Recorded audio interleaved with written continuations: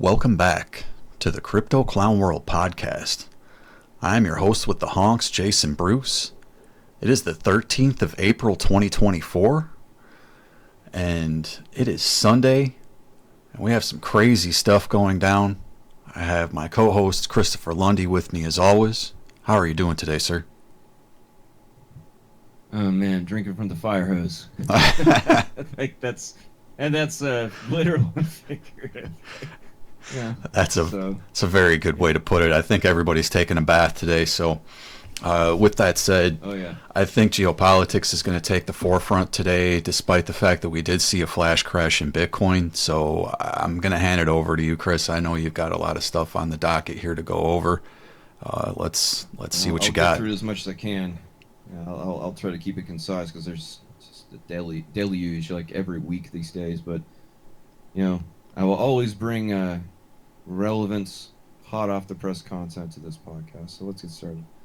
All right. So everybody knows about, well, at least that's been listening to this podcast intently, if they've been listening to the podcast with any degree of regularity, understands that in Germany, we got some problems in the citizenry.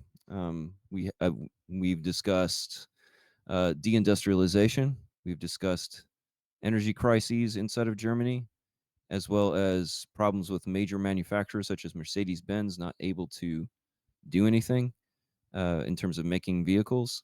Well, once the economy goes down, that's when they take you to war, right? That's Gerald Celente. That's what he always says on trends. He's of the Trends Research Institute, and right now there's a domestic uh, civil strife situation from many different angles of German society that's developing. Um, Last year, there was a situation where six-pointed blue stars were found on the homes of Jewish people in central Berlin, and it was reminiscent of the times in the 1930s prior to Kristallnacht, which was that something similar to that was done during Kristallnacht to mark businesses or homes for attacks and drive them from different cities. So I suspect that there are, you know, either Operation Gladio shock troops or random useful idiots doing this. I'm not entirely sure which of the two, but it's kind of extended beyond that because Germany recently made it a requirement for citizenry in the German state of Saxony-Anhalt to essentially pledge allegiance to the state of Israel, and they don't even live in Israel, but they're required to pledge allegiance to that foreign country in order to obtain citizenship in Saxony-Anhalt. So that's one thing, and that's creating some very serious domestic problems inside Germany. But now there was another issue. In Berlin, there's a huge gathering of people, thousands of them, that gathered today outside of, I believe it was today, it was either today or yesterday, but this has been ongoing for the last week. They've been protesting at Alexanderplatz in Berlin, and because the German government banned the Palestinian Congress, which was essentially a peace conference to discuss the atrocities that are taking place in Gaza. They banned it and prevented the keynote speaker from being able to enter the country. They basically denied him entry to Germany. So there's a massive protest in Alexanderplatz, and the protests are getting bigger and bigger. And we are also seeing another major development. I think I touched on this last week, but Chancellor of Germany Olaf Scholz publicly stated on his Twitter page that there was no COVID-19 pandemic officially from his official Twitter account, was an imposter account, and that the mandates were essentially a test run to see how effective they were going to be in coercing people into taking the inoculations. So that's been publicly admitted now. And with that admission, coupled with these bannings, they're admitting their crimes but simultaneously doubling down on them. So there's that. Moving on. We've got major stuff going on, ladies and gentlemen. Today, Iran launched its response, its retaliation for the Israeli bombing of the Iranian consulate in Damascus, Syria. There was much speculation as to how the retaliation would take place, if it would happen inside of Iran, if it would happen outside of Iran, if it had in or outside of Israel. There's a lot of you know gesticulation and speculation um, within the propaganda rags and talking heads and whatnot. Well, it's here, ladies and gentlemen, and the opening salvo was the Iranian cyber warfare team successfully hacked radar systems belonging to the IDF, and they posted a picture of it on social media recently. So Iran has gained access to radar systems belonging to the Israeli military. Also, during that same cyber attack, they were able to successfully shut down the Tel Aviv electrical grid. For how long, I don't know. I don't know if it's a complete blackout.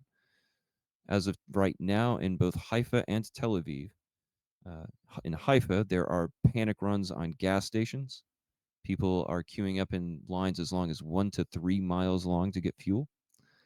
And grocery stores in the central Tel Aviv area are running low or completely out of basic supplies and foodstuffs.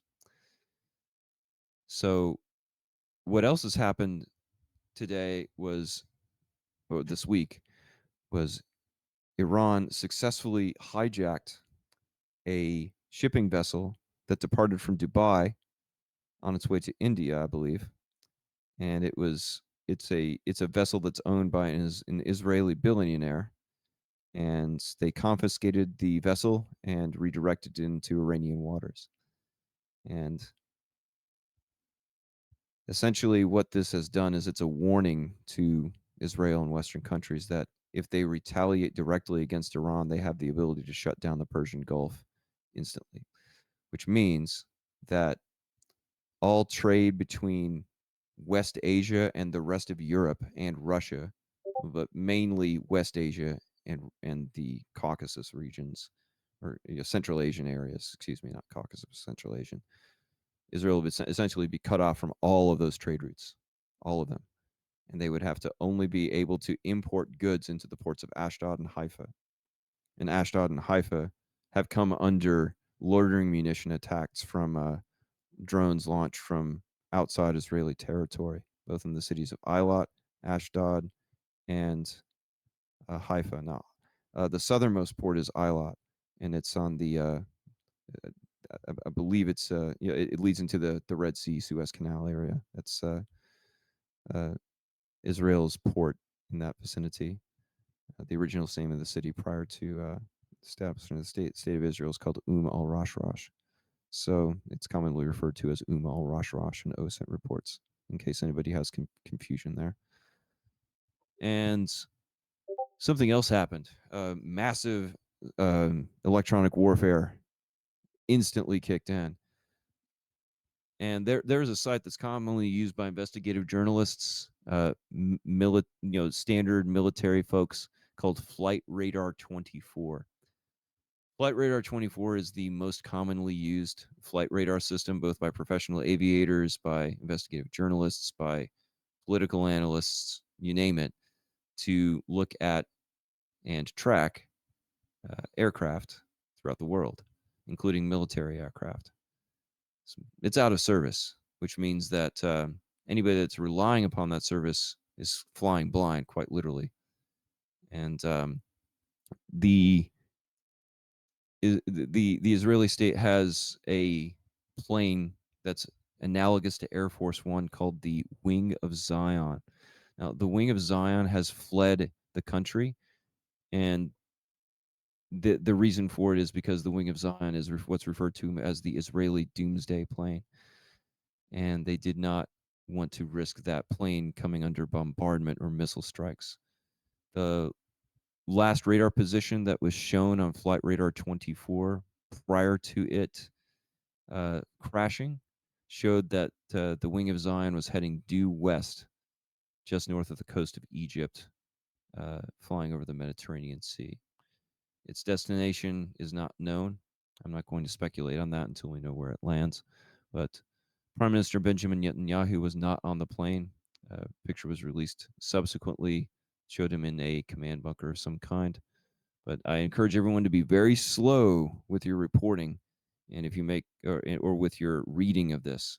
If you're a journalist, if you're on a podcast like myself, or just a layman, be slow about it, because you want to wait for confirmation on these things. Verify it twice or three times, because it's harder to confirm things in the fog of war. And let's not forget, the first casualty of war is the truth. And speaking of the truth, PaxG, which is an algorithmically backed precious metals project that is not tied to gold, but has a algorithmic relationship to gold with significant financial uh, liquidity to support those exchanges, has gone up by 20%, up to 2,800 US dollars per coin. And the price of gold at one point was above $2,900, but PaxG wicked out all the way up to $3,295 per coin before it corrected back down to the 2,837 level. So if you're a PaxG holder, pay close attention to that and other algorithmically backed precious metals. And frankly, Jason, I think that that should be another investment target for folks that don't have easy access to precious metals physically, or do not want to purchase the physical item. Also, there was something that was posted, and I'm getting more into the crypto aspect of geopolitics, even though it's not technically geopolitics, but this is important for investor education. So there is a Twitter account on Twitter called Crypto Nerd. Its handle is Crypto Nerd 75, and this is the text of that particular tweet. I'm going to read it off. Just woke up and realized I got liquidated overnight. I was 3x long Pepe. I lost everything I had. Pepe is a meme coin, by the way. I don't even have $1,000 in my bank account, but had $1 million in Binance. I have been in crypto since 2017. Today I lost everything. Feel like doing side, crying emoji, crying emoji. It shows a screenshot of his total balance of 0 USDT and at today's P&L of minus $1.148 million, 100% loss. Which is interesting, because if we look at this trade, he's saying he's doing a 3x leverage play. Let's assume he got the very top. Let's say he bought at the top of the market for Pepe. Pepe's dropped 54% since then. Mathematically, that is not enough to liquidate a 3x leverage position. So something's not right here. So I suspect a fake sympathy ploy to get free crypto from people. Don't hang on the words of influencers, ladies and gentlemen. There are scammers. They will lie. They will cheat. They will steal. Moving on. Back to the conflict zone. The Minister of Defense of Iran, his name is Mohammad Reza Karai Ashtiani. He has stated publicly that, quote, any country that opens its airspace or territory to target Iran and help Israel will face Iran's decisive response, close quote. Moreover, they have stated that they are monitoring what is happening in Jordan at this time, because Jordan today opened up its airspace for United States Air Force and Israeli Air Force patrols to shoot down missiles and drones being launched. Now, these missiles and drones aren't just being launched from Iran, ladies and gentlemen. They're being launched from Iran. They're being launched from Yemen. They're being launched from Iraq. They're being launched from Syria. And they're being launched from Lebanon, to my knowledge. Of those, Syria is the only one I'm not 100% sure of, so actually I'll just retract that. But Lebanon, Iraq, Iran, and Yemen, those four countries. Syria is suspected but not yet confirmed that I can see. But I anticipate that the fog of war is going to make a lot of people panic, and there may be some false narratives out there that are not factually accurate. So be careful, ladies and gentlemen. Also, there was a video that was published about roughly 1 hour ago showing the arrival of at least one missile over Tel Aviv, and it was traveling at breakneck speed and it was not being intercepted. So what I anticipate the attack strategy is from Iran, from a military standpoint, is to flood the skies with drones to have decoys that the Israeli and associated militaries will have to shoot down, overwhelming their air defenses, and then follow that up with the ballistic missile strikes to ensure that they hit their targets. So, but the path for escalation to this is not guaranteed, but we are in a very dangerous situation, ladies and gentlemen. The airspace over most of the Middle East, including Jordan, Israel, Iran, Iraq, and Lebanon, to my knowledge, currently, the airspace is entirely closed, which means you're not going to be able to get out of the conflict zone. And I said this on another channel at one point.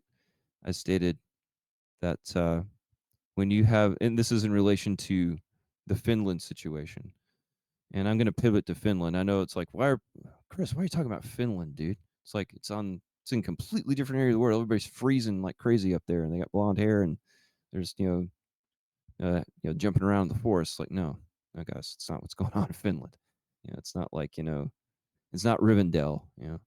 Um, visually maybe, but anyway.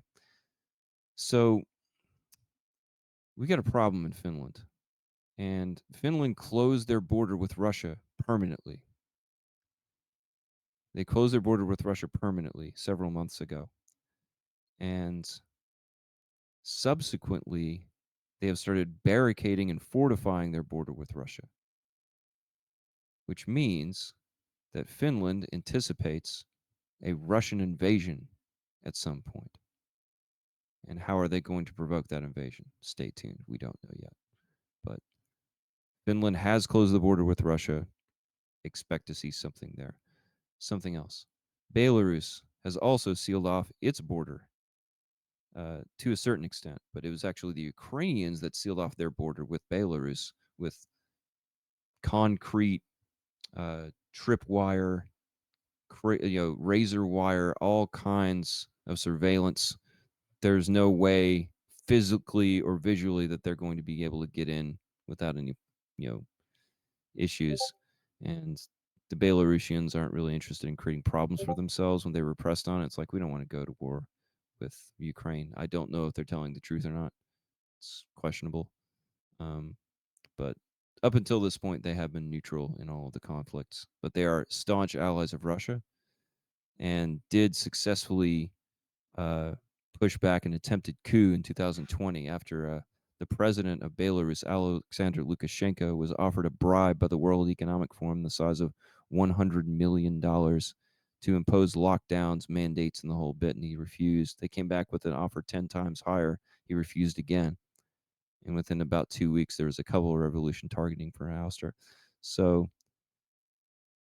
Belarus has stood up, with boldness against, the COVID criminals and WEF generally. So don't listen to every mainstream media talking point as if it's gospel. Do your own research. There's nuance that's not going to be covered by people that simply want to control the way that you think. Don't allow that to happen. In terms of general topping off points, I think that the world is kind of standing on the edge of a knife right now. And we're entering a time of great political and social turmoil. But there is a silver lining that I wanted to mention, and this is the last talking point I have. In 2020, Google Trends showed that the search term "how to grow your own food" was 150,000 people monthly in 2020. By 2023, it was 1 million people per month. So while these systems are breaking down, that angle is not going to be covered. That revolution is not going to be televised, but you will see it everywhere around you in ways that you probably aren't going to be able to fathom within the next 5 to 10 years. We're going to see a revolution of organic, local food production. And I also anticipate that supermarkets and grocery stores will eventually go out of business because so many people will be incensed by the poisoning of the food supply that's happening. We all, If we've been looking at all the court cases over the poisoning of food, you know what I'm talking about. So you receive what you tolerate. Don't tolerate poisoning yourself. Treat yourself with respect and care. And that's all my talking points, sir.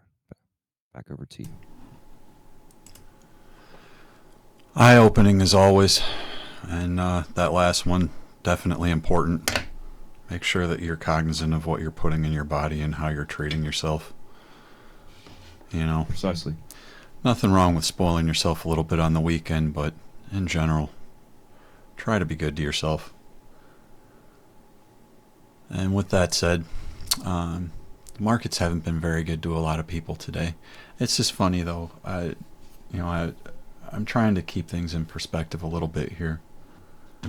So, I've been looking at the CME chart, and obviously CME hasn't opened yet, but it's going to open at 67,170. Well, current Bitcoin price action is at 65,400, which also is pretty interesting because we were actually flirting with around 62,000 and change at the start of the show. So we've moved up quite a bit just within the last hour.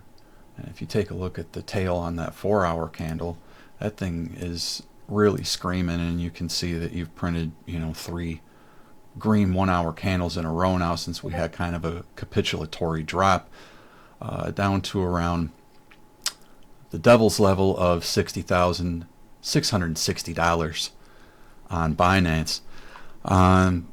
With that being said, right now the hourly's trying to bounce.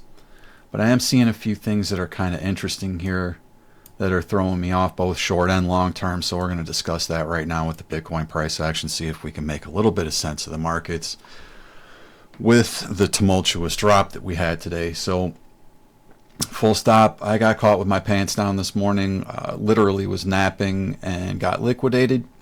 So with that being said, where we have come down with the Bitcoin price action right now is potentially a buy zone, at least short term, or it was, but I'm not 100% sure I'm convinced by this rally yet. So if we zoom out just a little bit, and I'm going to bounce back into, but if we zoom out a little bit on the 4-hour, if we assume that this was the swing wick low that we just set here again at the devil's level, potentially we're in a very large symmetrical triangle. So it's totally possible that we continue to come back up and potentially either come back up and maybe make a fake out, slight new high and back down, or just get rejected at the top of this pattern again. So we do have to be cognizant of the fact that this isn't necessarily going to be, us getting out of the woods here just because we've got a nice long wick on this 4-hour candle. So that's something to keep in mind. Again, short term, something to keep in mind as well on the 1-hourly, even though we're seeing this bounce here. If we zoom in on our RSI, there's actually no bullish divergence here that's pushing the price action back up. You can see here that the swing down on the RSI matches the swing down in price action. So there's no bullish divergence there. We may have some on a smaller time frame, like we zoom in on the 15-minute. Nope, still don't have any there. So understand there's actually no divergence right now that's telling us that it's safe to go back in the water, essentially. We may have a little bit potentially forming on the 4-hour. Let's take a look here. So we're slightly lower in price action there. Slightly higher on the RSI. So this may be our ticket here. The 4-hour may dig us out. So there is some bullish divergence there. So at the very least, that's going to take you back up to this point of control, right around 70,600. So if you're looking for a long position, just be careful with the volatility. Keep in mind you could easily retest 63 to 64,000, even though you're seeing this move right now.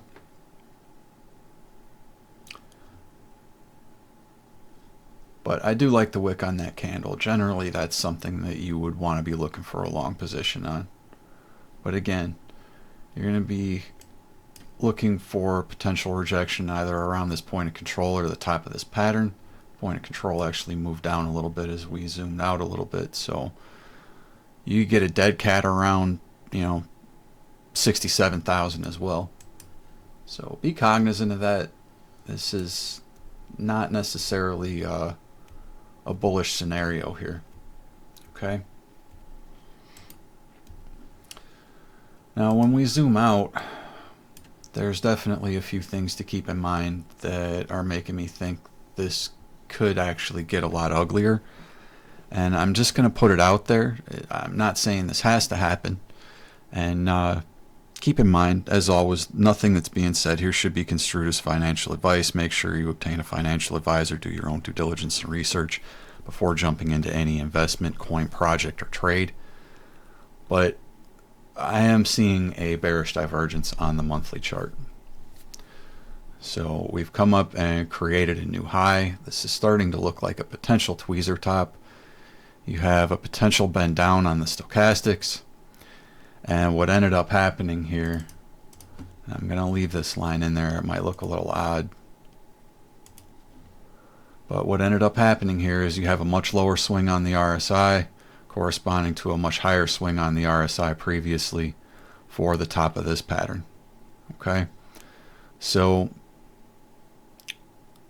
is this continuation of this bearish divergence that we saw here before? It's totally possible. Right now, the RSI is essentially holding the 70 level or the overbought level on the monthly. If we hold this level for the Bitcoin price, it can stay bullish and it can stay overbought. If we see the monthly dip below that 70 level, it's going to be nasty. It's going to be real nasty. So keep an eye on that. There is that divergence. It's not confirmed yet. It would confirm at the end of the month. So essentially, Bitcoin is going to need to make a new high and potentially even print a new high on the RSI this month, or we'll see a potential confirmation of bearish divergence. So with that said, I'm going to zoom into the weekly here, and I want you to see something else that's starting to play out here too. We do have a bearish divergence on the weekly.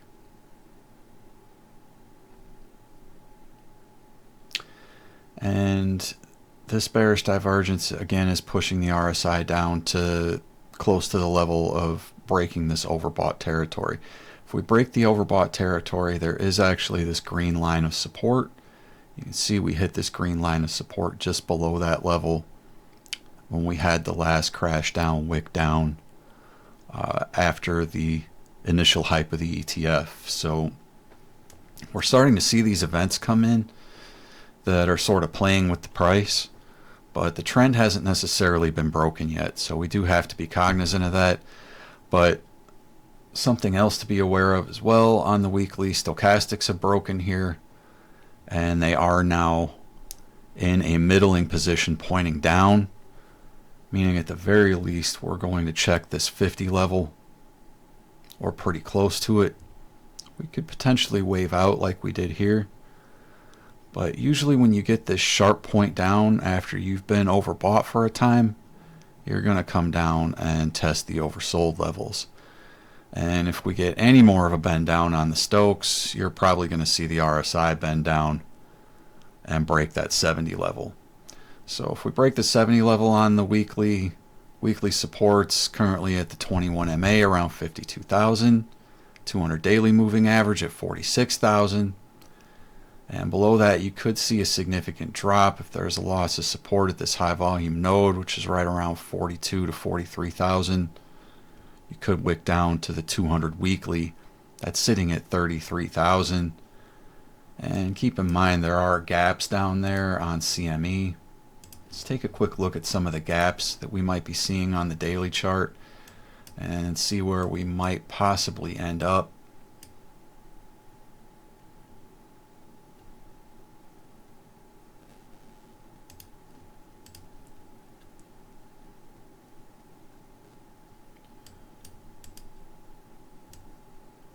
Actually not seeing any significant gaps on the daily. That's interesting.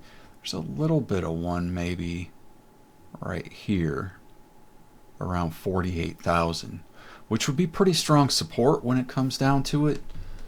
That's a level that does have some confluence. Again, that's the top of the rally from the ETF hype. And if we move back here, that's also correspondent to this top here, where we had sort of a dead cat bounce during the last bear market and topped out around 48,000 and had a significant drop. So we could call that a support level. If we do see the current levels drop around, 59 to 60,000, essentially 60,000 has to hold.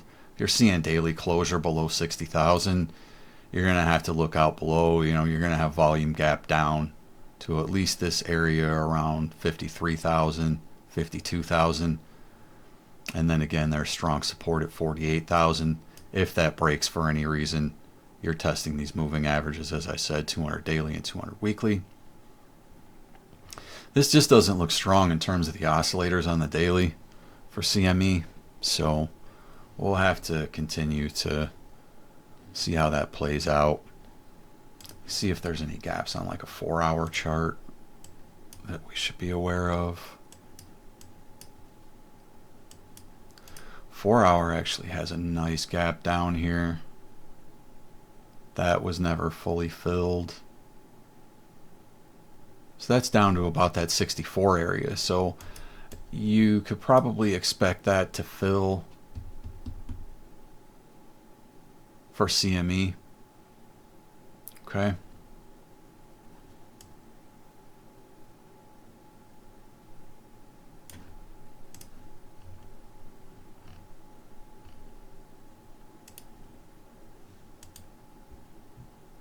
Or are they finally moving now? No, I don't think they are. So I would expect gap down on CME to around 64. And then we'll figure out what's going on from there. So swinging back to Bitcoin real quick. Just kind of flirting with 65K just below it right now. Let's take a look at a few other charts that'll be relevant here. Bitcoin dominance. As I had said on the last podcast, there was the potential for the move up to this zone out of this ascending triangle to about the 59 to 60% dominance level. Okay. So it looks like that move's underway and is likely. So could see further bleeding of altcoins based on that. The only thing I would say that's, potentially an issue, there is a little bit of bearish divergence on the 1 hour. But if there's any continued move down,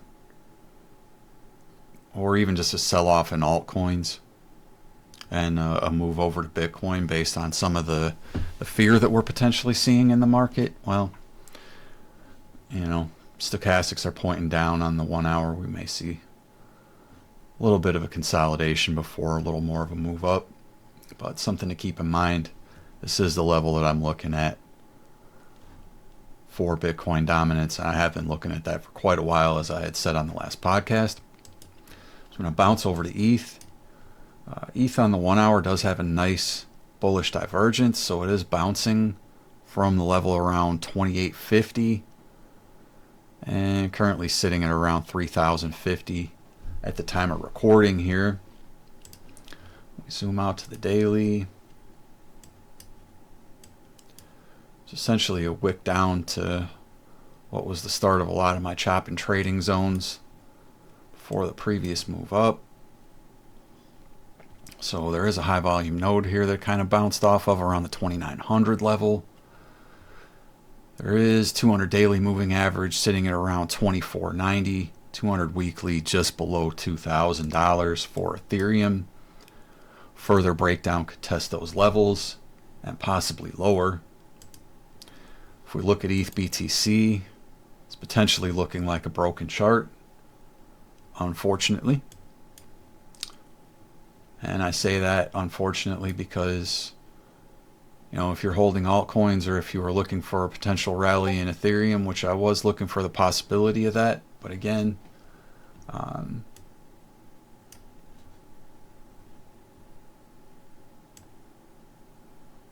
you know, we did have some potential breakdown level going on there. So I think we were kind of flirting with this large triangle. It looks like it's starting to break down. You know, are we going to see a full breakdown of this volume gap down?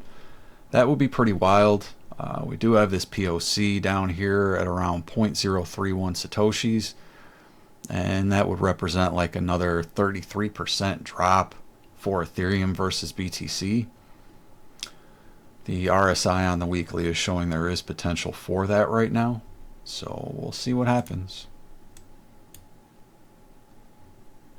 I believe Benjamin Cowan was looking for around that level, but if Bitcoin rallies from the current level from 60,000, I would expect this to hold up, but you are like right in the middle of this volume gap, so how much of a chance there is of that? Probably not too good. We take a look at tether dominance. I was a little zoomed in there, sorry. That spiked up pretty close to the 200 weekly actually. So we are seeing a spike there. There was some kind of bullish consolidation here.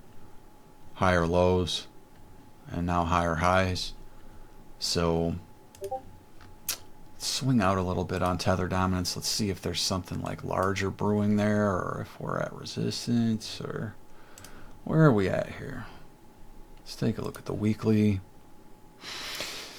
Alright, so the weekly says this is just getting started for tether dominance.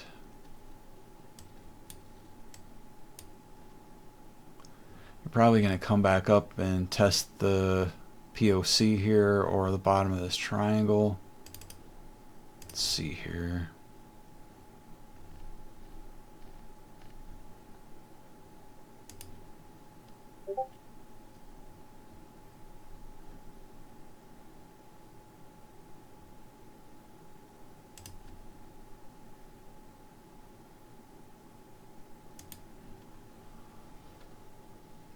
So yeah, if you were to come back up to say golden pocket, or 706 or even 786 level, you would flirt with what's essentially going to be the apex of what was this triangle here on the weekly for tether dominance.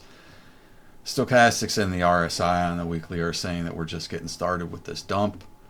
So I think the idea right now would be, based on the charts, that we could get a short-term relief rally and another dump down.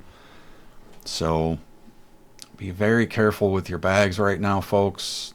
Might be time to secure the bag. If we take a look at the altcoin chart for total 3, this is excluding Bitcoin and Ethereum on the market cap. This looks like a broken chart. There's essentially no support on the weekly. Excuse me, this is the 2-week chart. The RSI is broken into the middling territory. Stochastics are pointing down. You have no support in terms of moving averages. All the key moving averages are down here with the 200 daily, 200 weekly, and 21 MA pretty tight around this level between about 450 and $500 billion. So that would represent potentially another 15 to 20% dump for altcoins, if not more. If these stochastics break, then you may be looking at testing the lows of this point of control.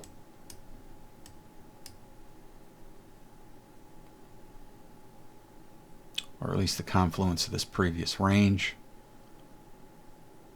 That would be super nasty. Around 375 to 400 billion. How likely that is, tough to say. I'm not 100% sure it's the best time to be buying this dip, unless you're just looking to take a short-term scalp or playing it really safe with a smart stop loss. All right. If any of this stuff makes sense to you folks, and you're still sticking with us, make sure that you're honking the like button. And get subscribed to our channel if you're not. Hit the bell for notifications. We'll bring you more of these charts and updates in the future. I'm going to cover a few other altcoins here. Altcoins essentially, got the heck beat out of them. So be very careful with your altcoins right now. This is BNB on the 12-hour chart. I am looking at a potential for a larger ascending triangle here, but I'm also looking at the fact that this pattern could break down further. So the next significant support for BNB would be around like the $420 to $430 level, with price action currently sitting right around $558.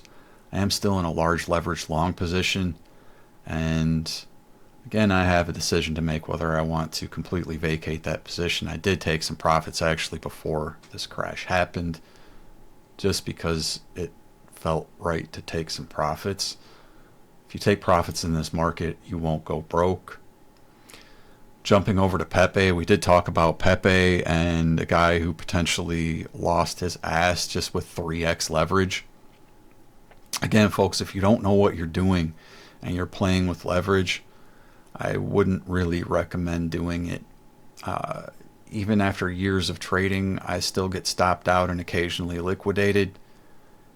If you don't know what you're doing, you have the potential to end up in a situation like that, where if you long the top of this, or even if you just long the top of the recent move up, like say around 7,800 to 8,000 range, or even this range here where you thought maybe it was rallying back up to around 7,400 to 7,500, if you were to put in a bid there, you would have gotten liquidated even on like a 5x leverage on a day like today.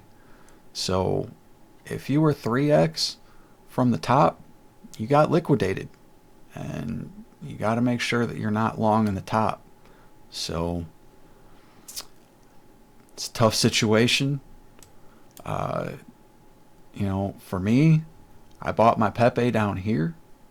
So, my spot bag, not a big deal. Still holding some profits there.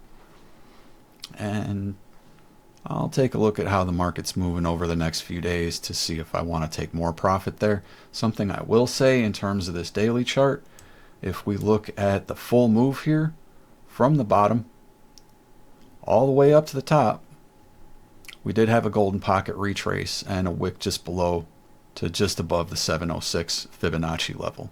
So technically, from this retracement level, this chart is a buy, at least short term, for a scalp or a swing. You're going to have to close a daily candle above 10,000. All right, above 10,000 for the Pepe rally to continue. So just to keep that in perspective, that's 100% pump from here. All right.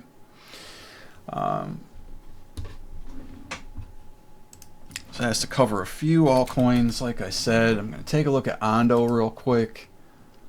This actually is bouncing really hard. Wow. Holy cow. So maybe not the worst thing to be in Ondo. If you were holding there and you bought anywhere other than like this recent consolidation, like if you bought at these levels before, you're still in profit. So, unless you bought within the past few weeks, you're looking pretty good on this asset. And this actually looks fairly bullish in terms of the bounce that it's getting right now, as long as you get above this kind of overhead resistance level. You got this POC as well, 90 cents. If you see some 4-hour closures above 90 cents, you might see the rally continue for Ondo. So that's pretty interesting. I was asked to cover Mina Protocol. Mina is kind of like a light client, layer 1 if I remember correctly. It did pretty decent in the last bull run. Again, we haven't seen the greatest performance out of some of these older coins. Looks like a double top here on the chart. You did have some bearish divergence. We're probably seeing the completion of that now. See here, you swung higher in price action with that close, but much lower on the RSI. So you're buried on the daily RSI here.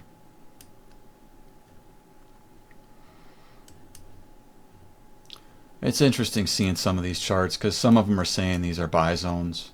You know, like if we look at this here, this is purely from a retracement level, right? We had a wick down to the 786. So pretty typical what you would usually see for an altcoin.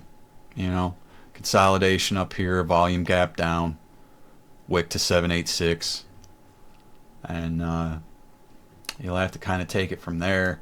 You know, you're going to be printing a hidden bullish on the daily when we get our close here in about half an hour. So that'll print a hidden bullish, but hidden bullish doesn't always give you the move, or the full move anyway. But interesting to note for sure. Interesting to note. For Mina Protocol, let's ask to check AVAX as well.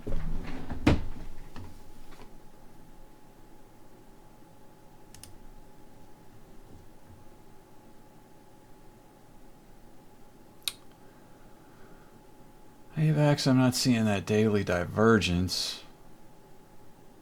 Maybe a little bit of hidden coming in. Like from there to there, right?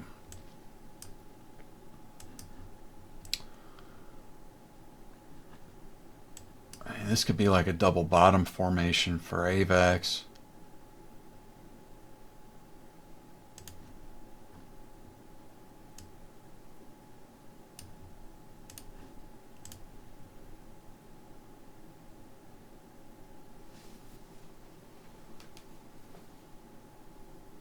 So I could be a double bottom with hidden bullish divergence on the daily. But again, you know, all these things are going to follow BTC. So, you know, the weekly has to hold the 50 level on the RSI. You got to hold the 200 daily. You got to hold the 21 MA, which is sitting, you know, right around $40. See, this is trash right here. This is a double top with bearish divergence. So I apologize for not calling this out a couple weeks ago. I'm not sure I looked at the weekly chart for AVAX. But I have been saying that divergence was showing up on the weekly for Bitcoin. So again, everything's going to follow Bitcoin. This actually looks like the RSI is broken on the weekly for AVAX. You could come down and retest this POC at $17. Okay? And all that would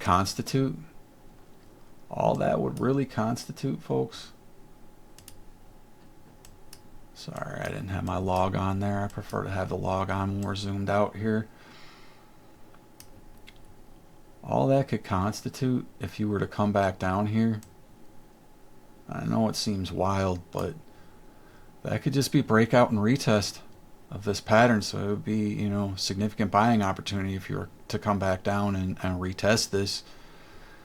I'm not sure I'd be holding altcoins right now based on what I'm seeing there, because, you know, if you're looking at a double top formation like this, this has a much larger move down to complete that. And when you're looking at like fib retracement, what is that in confluence with? Your 706 just below the golden pocket at the POC. Be careful, folks. Be careful. This is exactly what happened in 2020, to be honest. We had news and rumors of the pandemic come in. The market had an initial move down. I'm going to show you this right now.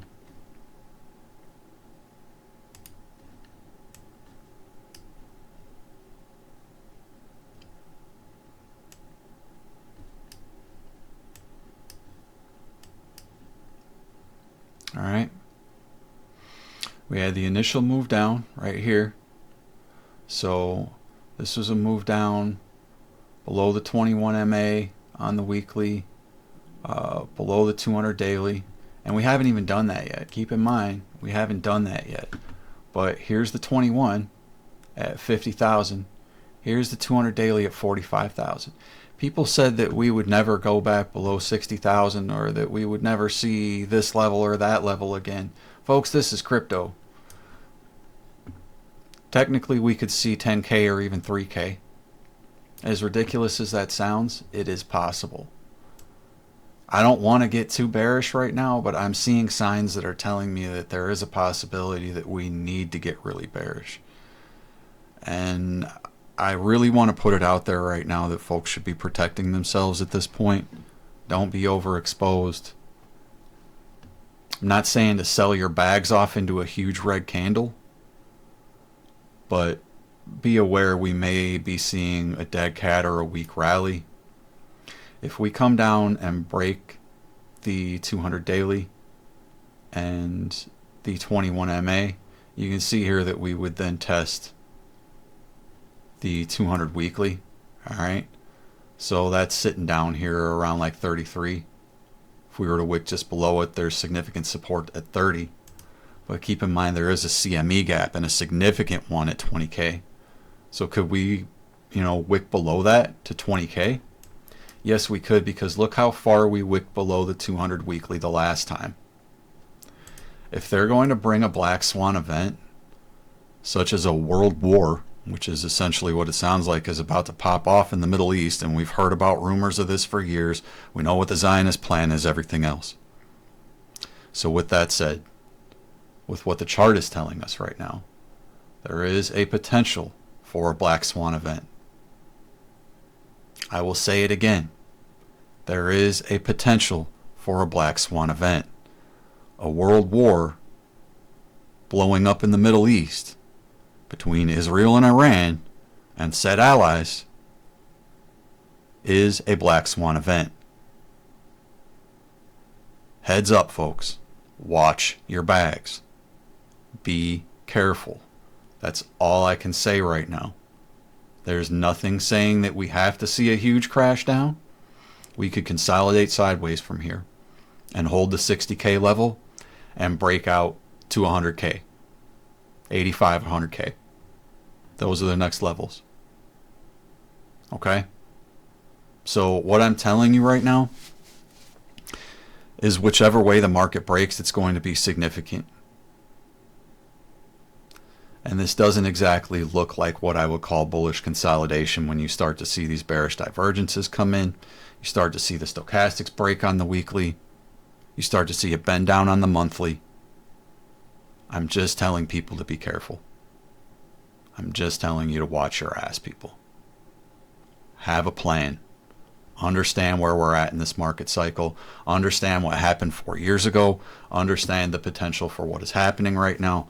I am not telling people to panic sell, but I am telling you right now that we're at the very least going to see the stochastics reset on the weekly, and we could see more of a break on the monthly. There are bearish divergences on the weekly and the monthly for Bitcoin. I'm going to pound this dead horse. Okay? Those divergences are there. The monthly has not confirmed yet. The weekly we've got some confirmation because, we're going to close in 20 minutes. And that's going to close with a new low on this red candle. So, does this look like a bullish candle? Not necessarily. We're holding on for dear life to support here. Okay? We're holding on for dear life. We could easily rally up to this zone here, around 67,000 on this new weekly candle, and then come way down. All right? So, be cognizant. Again, watch your smaller time frames. This 4-hour candle is now flipped red. So, will this have too much bearing whether it prints red or green? I would prefer to see it print green. Green would imply more of a reversal doji. If it prints red, yeah, it's potentially going to have a little bit of a bearish tilt. Still have that long wick, but, again, this consolidation is going to be key. This is our range. I've talked about the range, 60 to 70K. In that area, we're range bound. Came down and tested the bottom of the range. Likelihood is we test the top of the range. Break of the range and a healthy retest is going to take us to 80 to 85K. All right? Take the measured move here right now.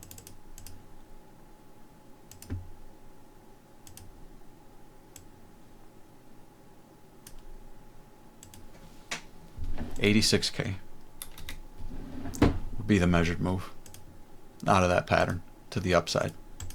But keep in mind, to the downside, it's back to these levels. It's back to these levels that I was trading. Okay? It's likely back down to this volume node here. If we take this measured move.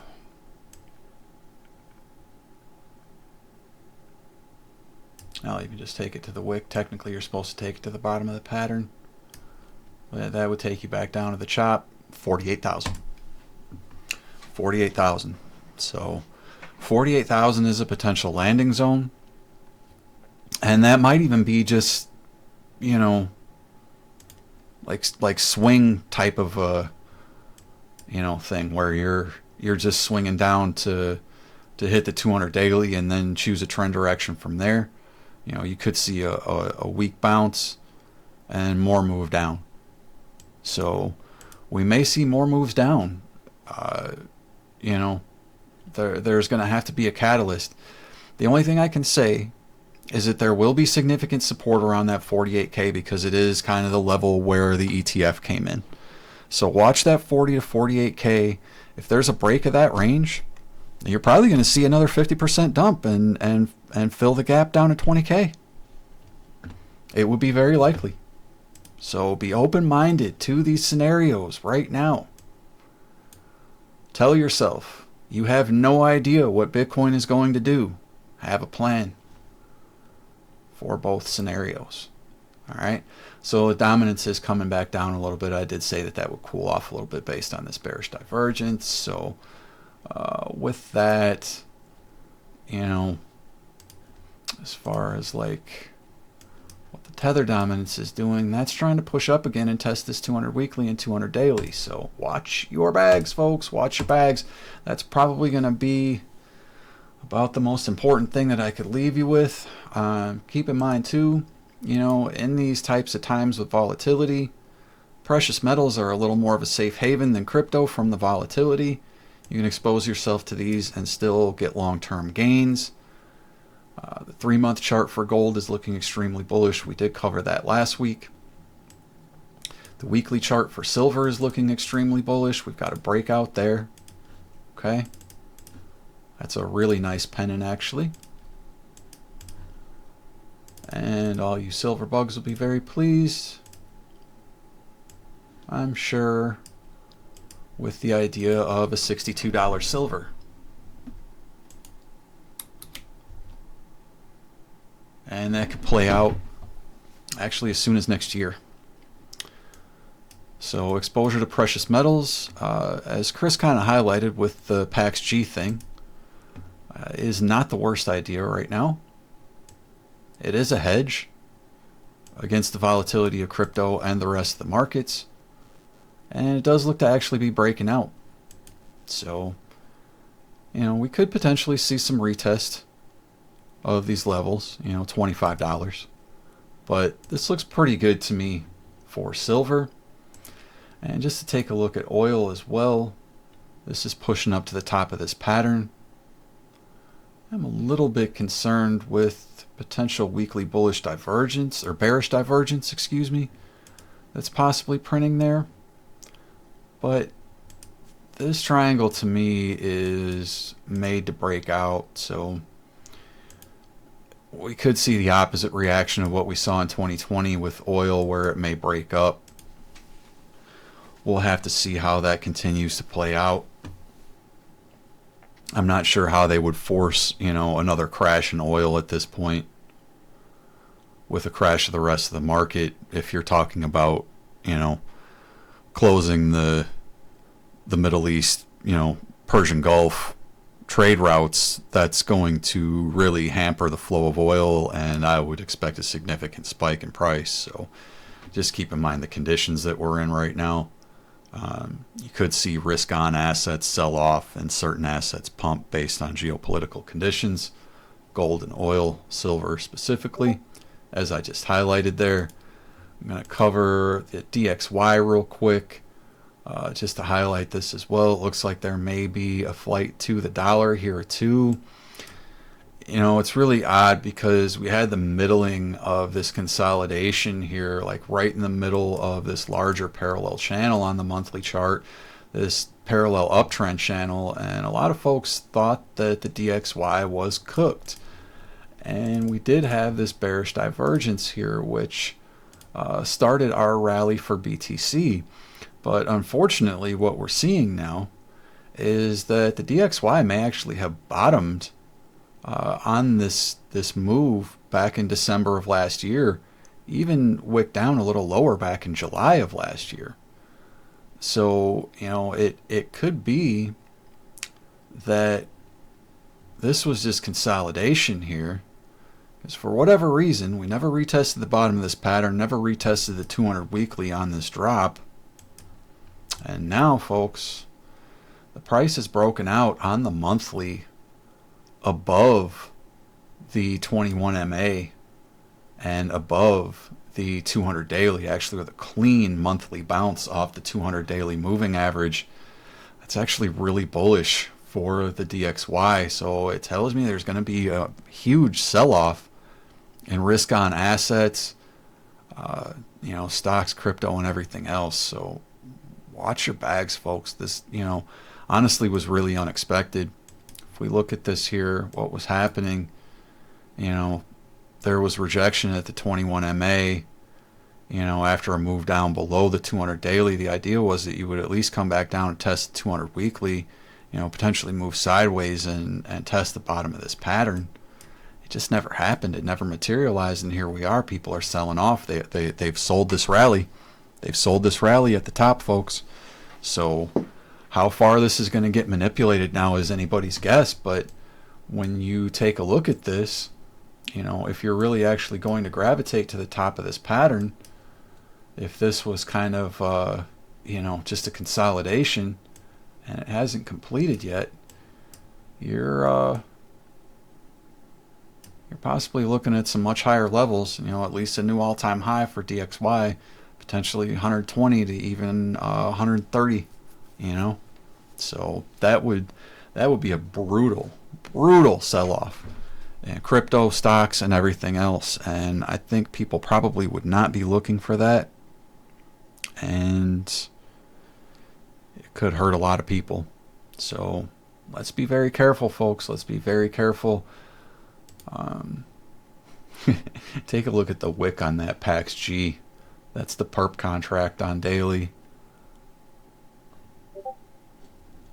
That actually looks like it could keep going despite that wick. There's like a breakout on the RSI there on the daily, so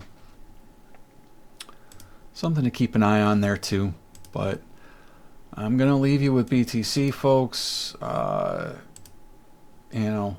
It's not looking that pretty on the weekly. We're consolidating right now in a range. Break of the range, 60 to 70K, is going to propel us. So look for that break. Have a plan. Chris, any parting shots or thoughts, sir?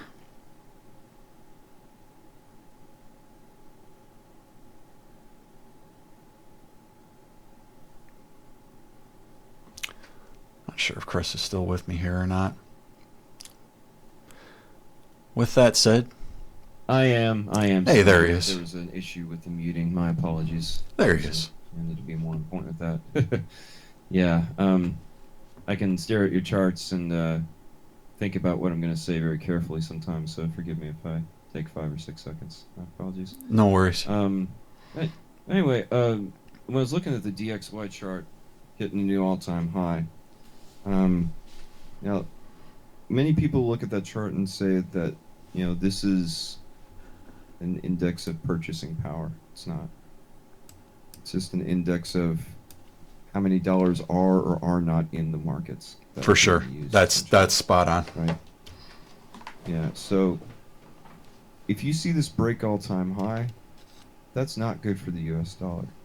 That means that we're in a hyperinflationary scenario, because if you look at 2008, we had jumps in the DXY. It was going straight up in 2008, and precious metals were going straight down. Now the DXY is going up, and precious metals are skyrocketing, which means that the decoupling, in my opinion, has happened between fiat and precious metals. We're seeing clues of that in the chart. And if we look at the previous resistance at $2,000, Jason, I believe that resistance was touched at least 5 times between the $1,800 to $2,000 range from 2008 to now. Breaking that in a long-term chart is extremely bullish, especially if there's not sharp red wicks like you would expect to see after breaching all-time highs. That resistance was ironclad, and it got absolutely punctured almost effortlessly. So that is something that tells me that gold prices are going to be significantly higher by the end of the decade. I'm talking 5 to 6 figures an ounce. I'm not playing around here, because this isn't just about hyperinflation. This is about a repricing of money that we're dealing with here. And when you reprice money, precious metals go to the stratosphere, because there's a reset of the system taking place, right? But it's not going to be the reset that we've been sold.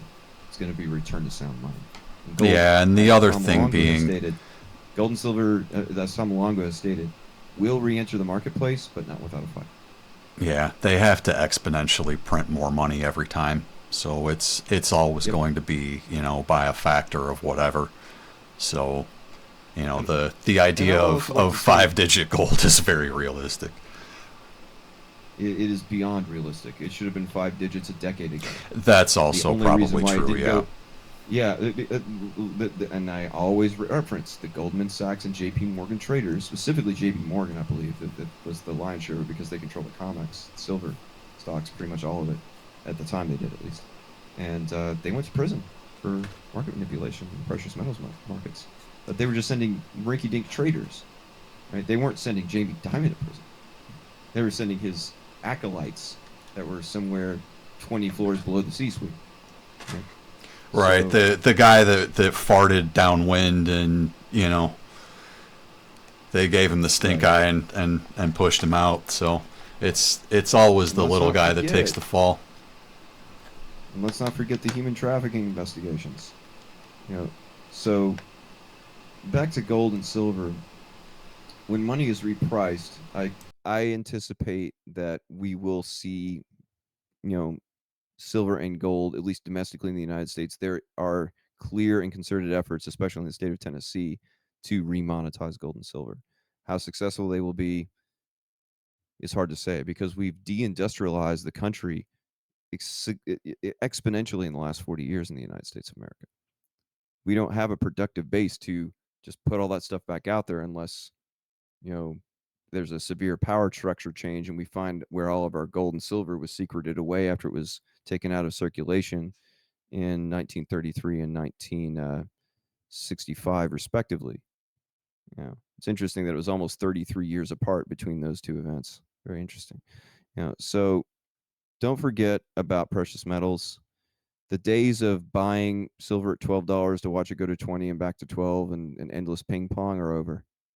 That's my take. And if you're bullish on crypto, generally, and if you're well placed, it is absolutely valid to be bullish on precious metals, if not more bullish on precious metals than crypto, right? Even in a bull market, because of the fundamentals that we're seeing. And that's why I've emphasized precious metals the last 3 weeks, because we're seeing political systems failing. I'm going to beat that dead horse, as he said earlier. Political systems are failing, and they're going to lash out. They're going to whine. they're gonna attack back, and then they're gonna come to the negotiating table after they exhaust their resources. So better times are ahead of us, but keep your head down in the meantime. Yeah, I got to give it to you, man. If people would have moved into metals from crypto like a month ago, they would be golden, man. No pun intended, Like, that would have been the move. Yeah, that's why you position across the board with different asset classes in crypto. And there's precious metals asset classes in crypto. Start researching them. I think That we should would maybe have do a been the show move. on all the precious metals backed cryptos at one point, because I think that would be a good idea. We'll take a Kinda little go look over into them. that. We can definitely Yeah, take a little look maybe into more that. like an educational thing in a future podcast. I think that would be very helpful to the viewership. Sounds good to me, sir. All right, I think with that said, we're going to get honking on out of here. Make sure if you made it this far, folks, that you're honking that like button on your way out. Make sure you're subscribed to the channel too and hit the bell for notifications. If you're not, you're missing out. Thanks as always. Much love to you all. Take care and God bless. Have a fantastic weekend.